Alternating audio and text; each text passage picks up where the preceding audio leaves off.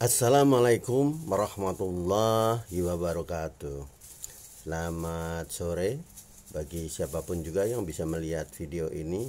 Izinkan kali ini saya akan membuat video ringan yang semata-mata ini hanya imajiner saja, atau dalam bahasa lain, izinkanlah saya berkhayal hal-hal yang mungkin saja terjadi, mungkin saja tidak.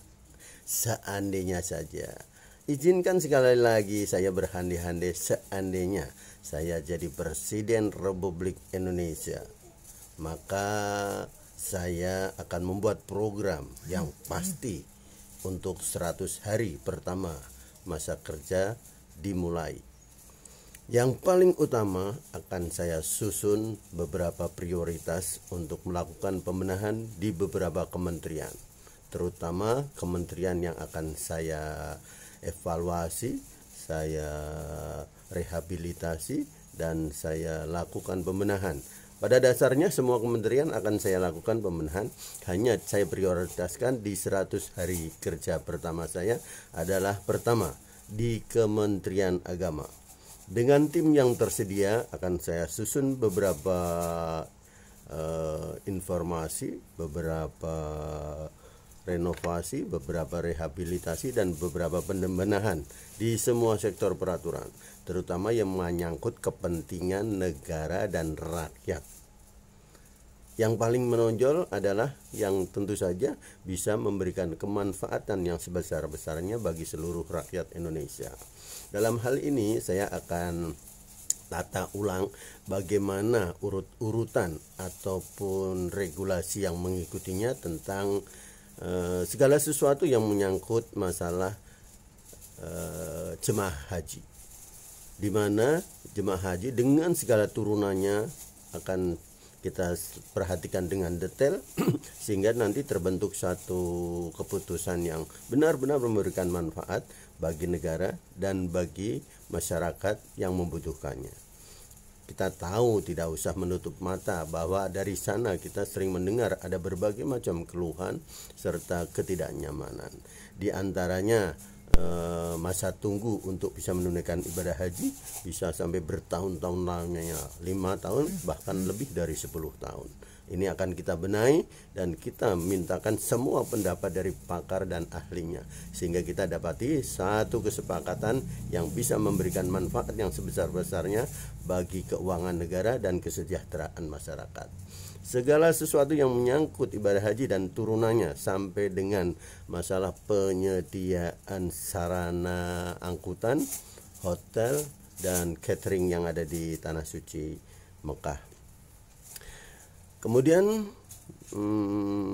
prioritas berikutnya adalah di Kementerian Pendidikan. Di sana akan kita sisir kembali bagaimana sistem pendidikan yang kita terapkan sehingga menghasilkan sesuatu yang seperti ini. Pasti ada sesuatu yang bisa kita telusuri lebih lanjut agar kita bisa menanamkan lagi prioritas-prioritas tertentu yang pada dasarnya kita menginginkan, negara menginginkan bahwa sistem pendidikan kita tidak hanya membuat para anak bangsa ini cerdas secara intelijensia, namun juga berakhlak dan bermoral. Itu kan kita telusuri lebih lanjut bagaimana caranya supaya kita bisa membenahi. Mau tidak mau kita tidak hanya ingin bangsa Indonesia mempunyai anak bangsa atau generasi penerus yang pintar secara otaknya namun hatinya kosong. Kita ingin benahi hal itu bersama beberapa pakar dan orang-orang terkait yang memang kita butuhkan di dalam Kementerian Pendidikan. Kemudian prioritas yang berikutnya adalah di Kementerian Keuangan. Kita tahu Kementerian Keuangan ini vital sekali bagi keberlangsungan APBN dan biaya-biaya lainnya yang berkaitan dengan program pemerintah dan negara. Kita tidak usah menutup mata, apabila terjadi kekurangan di sana sini kita akan benahi. Kemudian kita akan hapus beberapa regulasi yang memang tidak mendukung untuk percepatan perbaikan. Dan kita tentu ingin orang-orang yang kita tempatkan di sana betul-betul mempunyai integritas dan kemampuan yang lahir batin mencurahkan prestasi dedikasinya untuk bangsa dan negara ini. Ya, sudah barang tentu kita pasti akan memberikan beberapa hal yang memang terkait dengan kedudukannya. Kemudian kementerian lain yang merupakan prioritas utama dalam 100 hari kerja pertama sebagai Presiden Republik Indonesia adalah Kementerian Perhubungan, di mana merupakan suatu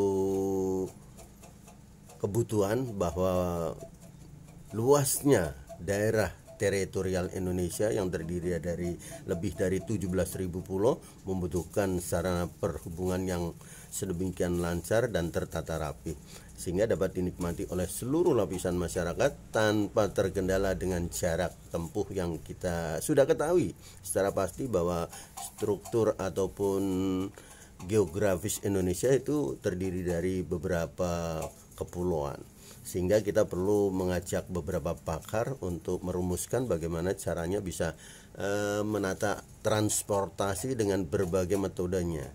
Nah, bukan berarti kementerian yang lain tidak, tapi di 100 hari kerja pertama itulah kementerian yang akan kita benahi.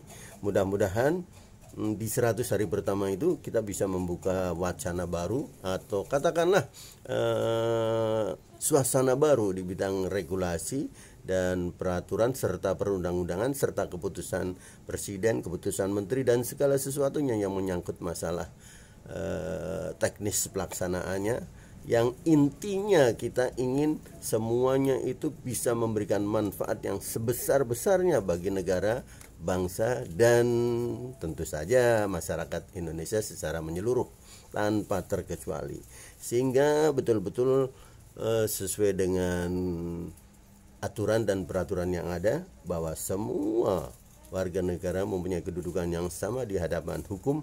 Itu betul-betul akan kita praktekkan tahap demi tahap, insya Allah dengan dukungan seluruh rakyat Indonesia dan masukan serta sumbangsih pikiran dari para pakar.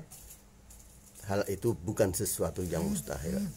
Disertai dengan niat yang baik, serahkan semuanya kepada Yang Maha Kuasa, pasti akan memberikan izin dan ridhonya sehingga kita perjalanan ke depan 5 tahun ke depan, bahkan kemungkinan kalau Allah mengizinkan akan bisa berlanjut di periode berikutnya.